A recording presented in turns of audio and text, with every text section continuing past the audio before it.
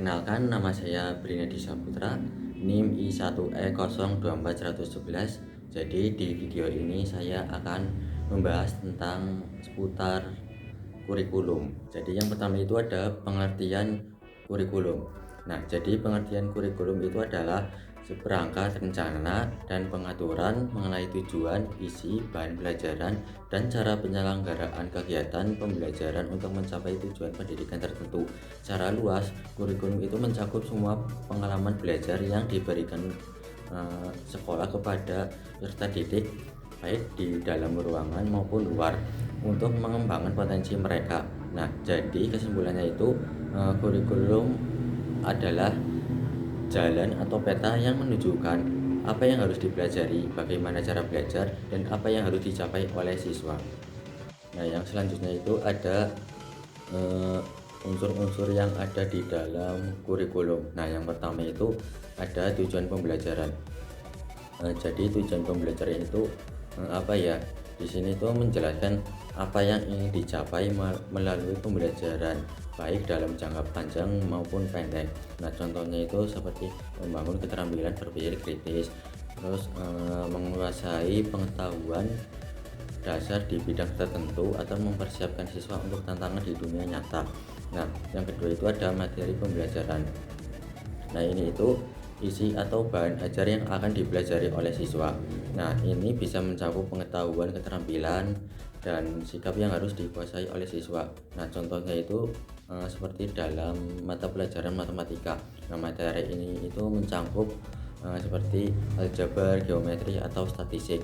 Nah, yang ketiga itu ada metode pembelajaran. Nah, jadi ini adalah cara atau pendekatan yang digunakan guru untuk menyampaikan materi kepada siswa.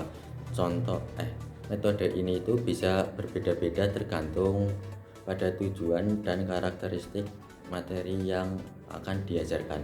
Nah, contoh metodenya itu ada ceramah, diskusi, pembelajaran berbasis proyek, dan yang lainnya. Nah, yang keempat itu ada strategi evaluasi. Nah, cara ini adalah cara untuk menilai sejauh mana siswa telah memahami materi yang telah diajarkan.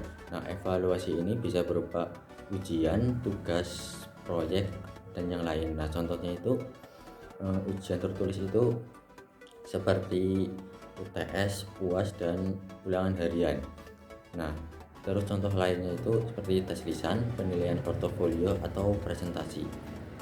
Nah, yang kelima itu ada sumber belajar. Nah, jadi semua bahan atau alat yang digunakan untuk mendukung proses pembelajaran ini mencakup seperti buku teks, alat peraga, teknologi, atau sumber daya lainnya. Nah, contohnya itu seperti buku pelajaran, terus video pembelajaran, aplikasi pendidikan, atau website pembelajaran. Jadi yang selanjutnya itu ada tujuan kurikulum. Nah, menurut saya tujuan kurikulum yang pertama itu ada mengembangkan potensi siswa dalam aspek pengetahuan, keterampilan, dan sikap. Nah, yang kedua, mencapai tujuan pendidikan nasional dengan menciptakan sumber daya manusia yang berkualitas. Ketiga, mempersiapkan siswa menghadapi kehidupan baik di dunia kerja maupun sosial. Nah, yang keempat, menumbuhkan rasa cinta belajar dan keterampilan untuk terus berkembang. Nah, yang kelima, menghargai keberagaman dan mengembangkan sikap toleransi. Dan yang terakhir, membekali siswa dengan keterampilan hidup yang berguna dalam kehidupan sehari-hari. Selanjutnya itu ada kurikulum yang relevan. Nah, jadi menurut saya kurikulum yang relevan itu harus menyesuaikan dengan kebutuhan peserta didik dan perkembangan zaman, agar pembelajaran tidak hanya fokus pada teori, tetapi juga membekali siswa dengan keterampilan hidup, pemikiran kritis, literasi digital, dan kemampuan menghadapi tantangan di dunia nyata. Nah, kurikulum seperti ini itu bisa mendorong siswa menjadi pribadi yang adaptif, kreatif, dan siap bersaing di era yang terus berubah. Nah, contohnya itu dalam mata pelajaran matematika. Di situ siswa tidak hanya mempelajari rumus presentasi di buku, tetapi secara tidak langsung mereka juga diajak seperti contoh itu menghitung diskon harga saat belanja online. Nah, selanjutnya ada contoh sederhana penerapan kurikulum di sekolah. Nah, contohnya itu dalam mata pelajaran olahraga.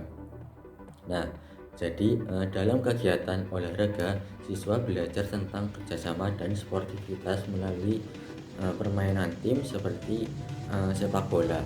Nah, mereka juga belajar disiplin dan mengikuti aturan yang ada.